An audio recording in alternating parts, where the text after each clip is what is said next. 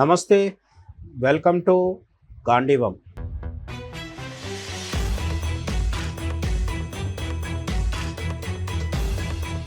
Technology, అలాగే ఆధునికత, అభివృద్ధి ఇవన్నీ రెండు వైపులా పదనుండే కత్తులు లాంటివి. మనకు ఎంత ఉపయోగం ఉంటుందో అంతే నష్టము ఉండే అవకాశం ఉంది. ఏమాత్రం అజాగ్రత్తగా ఉన్నా అంతకు మించిన ప్రమాదం ఉండే అవకాశం కూడా ఉంది. ఇప్పుడు ఆన్లైన్ అనే పదం మనకు నిత్య జీవితంలో అంతర్భాగం అయిపోయింది.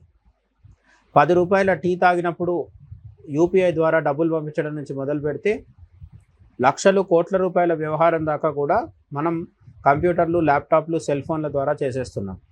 అయితే ఈ ఆన్లైన్ వ్యవహారం నగదు పంపించడం, నగదు స్వీకరించడం వరకే కాకుండా ఆన్లైన్ అనేది అనేక రకాల క్రిమినల్ యాక్టివిటీస్కి కూడా వేదికగా మారిపోయింది. సైబర్ క్రైమ్ అనేది ప్రపంచవ్యాప్తంగా వందలు వేల బిలియన్ల రూపాయల నేర సామ్రాజ్యంగా మారిపోయింది. దీని బాధితులు ఎవరుంటారు అంటే ఎవరైనా ఉండొచ్చు. వయసుతో పని లేదు, ఆర్థిక స్తోమతతో పని లేదు, రాజకీయ పలుకుబడితో పని లేదు, ఆ ఒక సెలబ్రిటీ అయినప్పటికీ ప్రమాదం పొంచి లేదని చెప్పడానికి లేదు. దీనికి సైబర్ క్రైమ్ బారిన పడడానికి ఎవరు అతిథులు కాదు. తాజాగా ఈ సైబర్ క్రైమ్, ఆన్లైన్ గేమింగ్ ద్వారా క్రైమ్స్కి పాల్పడే, నేరాలు చేసే వాళ్ళ విషయంలో అక్షయ్ కుమార్ కూతురికి సంబంధించిన విషయం కూడా వార్తల్లో నిలవడం జరిగిందనమాట. అక్షయ్ కుమార్ బాలీవుడ్లో చాలా పెద్ద నటుడు, కొన్ని వేల కోట్ల ఆస్తులకి అధిపతి. అలాగే నరేంద్ర మోదీ నుంచి సామాన్య ప్రజల వరకు అందరికీ కూడా అక్షయ్ కుమార్ అభిమాన పాత్రుడైన ఒక నటుడు. అయినప్పటికీ అతని కూతురికి కూడా ఆన్లైన్ గేమింగ్ నేపథ్యంలో వేధింపులు తప్పలేదనేది ఇప్పుడు చాలామందికి షాకింగ్గా అనిపిస్తున్న విషయం అన్నమాట. స్వయంగా ఆయన ఏం చెప్పారంటే 2025 అక్టోబర్లో అక్షయ్ కుమార్ ఒక ఈవెంట్లో మాట్లాడుతూ తన 13 ఏళ్ల కుమార్తె ఆన్లైన్ గేమింగ్ ప్లాట్ఫామ్లో ఒక చేదు అనుభవం ఎదురైందని వెల్లడించారు. అక్షయ్ కుమార్ కూతురు 13 ఏళ్ల వయసున్నప్పుడు, ఇది ఇప్పుడు కాదు 2025లో చెప్పారు ఒక ఈవెంట్లో, తన 13 ఏళ్ల కూతురికి ఆన్లైన్లో గేమింగ్ చేస్తున్నప్పుడు, అంటే ఆన్లైన్లో గేమ్ ఆడుతున్నప్పుడు ఆమెకు ఒక చేదు అనుభవం ఎదురైంది అని అక్షయ్ కుమార్ చెప్పడం జరిగింది. ఇంతకీ ఏం జరిగింది? అక్షయ్ కుమార్ కూతురు పేరు నిటారా ఒక ఆన్లైన్ వీడియో గేమ్ ఆడుతుండగా ఒక అపరిచితుడు ఆమెకు మెసేజ్లు పంపడం మొదలుపెట్టాడు. మొదట మామూలుగానే మాట్లాడి ఆ తర్వాత ఆమె అమ్మాయి అని తెలియగానే అసభ్యకరమైన న్యూడ్ ఫొటోస్ పంపాలని కోరాడు. నిటారా అంటే అక్షయ్ కుమార్ కూతురు రియాక్షన్ ఏంటి ఇదంతా జరిగిన తర్వాత? ఆ మెసేజ్ చూడగానే నిటారా ఏమాత్రం భయపడకుండా వెంటనే ఆ గేమ్ను ఆపేసి తన తల్లి ట్వింకిల్ ఖన్నాకు విషయం చెప్పింది. ఇదే పని అందరూ చేయాల్సిన అవసరం ఉంది. ఆన్లైన్ గేమింగ్లో కానీ, సైబర్ క్రైమ్స్లో కానీ ఎక్కడైనా మనకు అనుమానాస్పదంగా ఎవరైనా కనిపిస్తే వెంటనే మన కుటుంబీకులకు కానీ, ప్రధానంగా కుటుంబీకులకు చెప్పడం మంచిది. లేదంటే మిత్రులు, శ్రేయోభిలాషులకు చెప్పాలి. ఈ తర్వాత సైబర్ క్రైమ్ పోలీసులను అప్రోచ్ అవ్వాలి. ఇప్పుడు అక్షయ్ కుమార్ కూతురు కేసులో ఏం జరిగిందంటే, అక్షయ్ కుమార్ భార్య ట్వింకిల్ ఖన్నాకి అక్షయ్ కుమార్ కూతురు ఇదంతా ఎక్స్ప్లెయిన్ చేయడంతో అప్పుడు వాళ్ళు సైబర్ క్రైమ్కి కంప్లైంట్ చేయడం అయింది. ఆన్లైన్ గేమింగ్లో అక్షయ్ కుమార్ కూతుర్ని హరాస్ చేసిన, వేధింపులకు గురి చేసిన ఆ ఆకతాయి దుండగుడు ఎవరైతే ఉన్నారో అతన్ని అరెస్ట్ చేయడం జరిగింది ఏప్రిల్ 2026లో, అంటే ఈ నెలలో.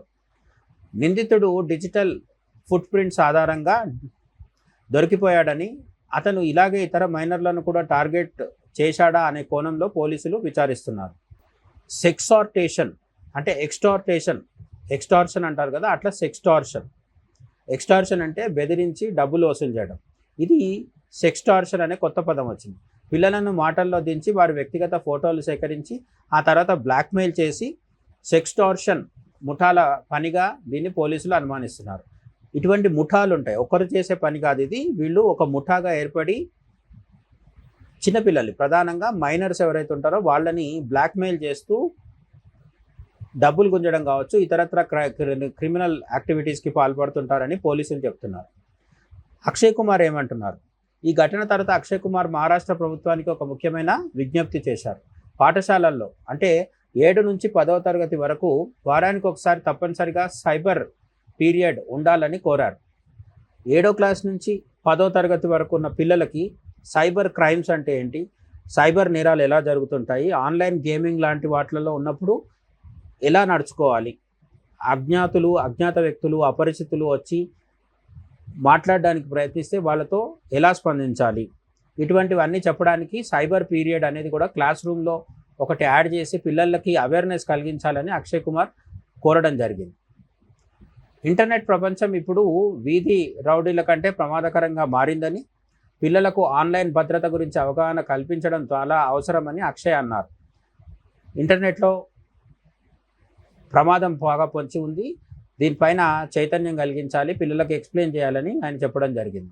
ఆన్లైన్ గేమ్స్ ఆడేటప్పుడు అపరిచితులతో చాటింగ్ చేయవద్దని, ఏదైనా అనుమానం వస్తే వెంటనే తల్లిదండ్రులకు లేదా పోలీసులకు తెలపాలని సైబర్ విభాగం సూచిస్తుంది. మనం చెప్పుకున్నట్టుగా ముఖ్యంగా చిన్నపిల్లలకి పెద్దవాళ్ళు ఎక్స్ప్లెయిన్ చేయాలి. ఎప్పుడైతే ఆన్లైన్లో గేమ్ ఆడుతుంటారో అపరిచితులు మాట్లాడడానికి ప్రయత్నిస్తే మాట్లాడకూడదని చెప్పాలి. ఒకవేళ వీళ్ళు మాట్లాడకున్న వాళ్ళు న్యూడ్ ఫొటోస్ పంపించడం లాంటి వికృత చేష్టలు, క్రిమినల్ యాక్టివిటీస్కి పాల్పడితే వెంటనే తల్లిదండ్రులకు ఇన్ఫామ్ చేయాలని, భయపడొద్దని తల్లిదండ్రులకి అలాగే పోలీసులకు ఇన్ఫామ్ చేయాల్సిన బాధ్యత గురించి పిల్లలకి అవేర్నెస్ తీసుకురావాలని పోలీసులు కూడా చెప్తున్నారు అన్నమాట. ఈ అరెస్ట్ ద్వారా అంటే అక్షయ్ కుమార్ కూతుర్ని వేధించిన వాడి అరెస్ట్ ద్వారా సైబర్ నేరగాళ్లు ఎంత జాగ్రత్తగా ఉన్నా దొరికిపోతారనే సంకేతాన్ని పోలీసులు పంపారు. సైబర్ ఫుట్ ప్రింట్స్ ద్వారా వాడు దొరికిపోయాడు కాబట్టి ఎంత తెలివిగా నేరం చేసినప్పటికీ ఈరోజు కాకపోతే రేపు ఖచ్చితంగా ఈ సైబర్ నేరగాళ్ళని పోలీసులు పట్టుకుంటారనే సంకేతాన్ని అయితే ముంబై పోలీసులు ప్రపంచానికి ఇవ్వడం జరిగింది. నిటారా చూపిన ధైర్యాన్ని అటు పోలీసులు ఇటు నెటిజన్లు కూడా మెచ్చుకుంటున్నారు. అక్షయ్ కుమార్ కూతురు సమస్య రాగానే వెంటనే తల్లి ట్వింకిల్ ఖన్నాకు చెప్పడం అనేది ఇక్కడ మనం ప్రధానంగా గుర్తుంచుకోవాల్సిన విషయం. అదే విషయాన్ని మన చుట్టుపక్కల ఉన్న పిల్లలకు కూడా బోధించి వాళ్ళలో కూడా అటువంటి చైతన్యాన్ని కలిగించి ఏదైనా సమస్య రాగానే వెంటనే తల్లిదండ్రులతో, కుటుంబ సభ్యులతో షేర్ చేసుకునే విధంగా వాళ్ళలో చైతన్యాన్ని తీసుకురావాలి. అవేర్నెస్ని ఖచ్చితంగా తీసుకురావాల్సిన అవసరం ఉంది. సైబర్ క్రైమ్స్ విషయంలో మీ ఒపీనియన్ ఏంటో కామెంట్ సెక్షన్లో చెప్పండి. మరో వీడియోలో తప్పకుండా కలుద్దాం. జై హింద్.